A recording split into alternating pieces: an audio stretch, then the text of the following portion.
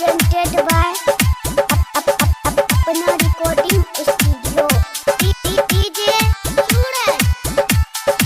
अवतार याद होके हंस के सवार पहले बा बेटवा माई से गोहार।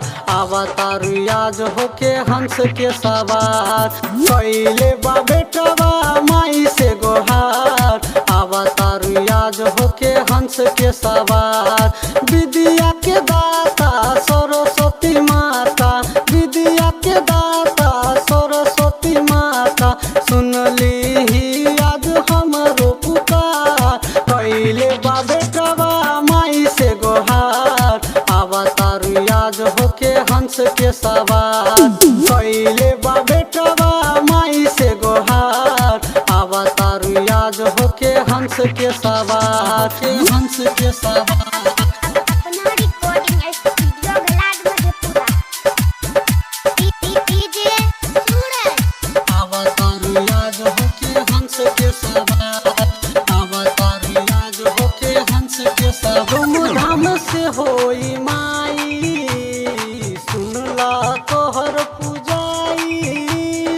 दुआरा पड़ी जे बाजी ठुमका सबे लगाई, ठुमका सबे लगाई, ठुमका सबे लगाई। धूमधाम से होई माई सुनला तोहर पूजाई। दुआरा पड़ी जे बाजी ठुमका सबे लगाई। बढ़ जाई आज मोरा दुआरा के शान। अवतारू माई आज हमारा दुआर पहले बा बेटवा दिल से पुकार। अवतारू माई आज हंस के सवार विद्या के दाता सरस्वती माता, विद्या के दाता सरस्वती माता सुनली ही आज हमरो पुकार।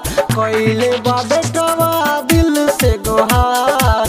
अवतारू माई आज हमारा दुआर पहले बा बेटवा माई से गोहार।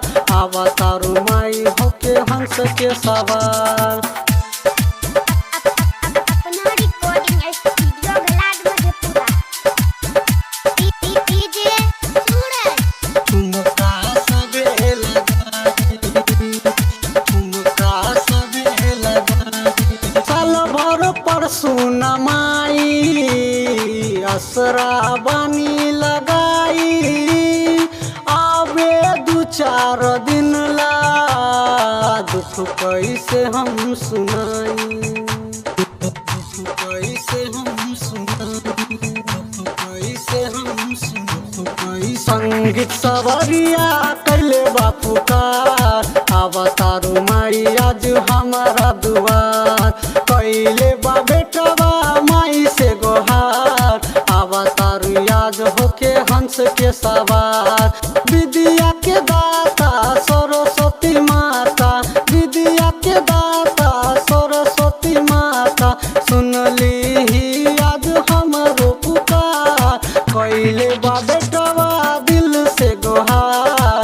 अवतारू माई आज हमारा दुआर कैले बा बेटवा माई से गोहार।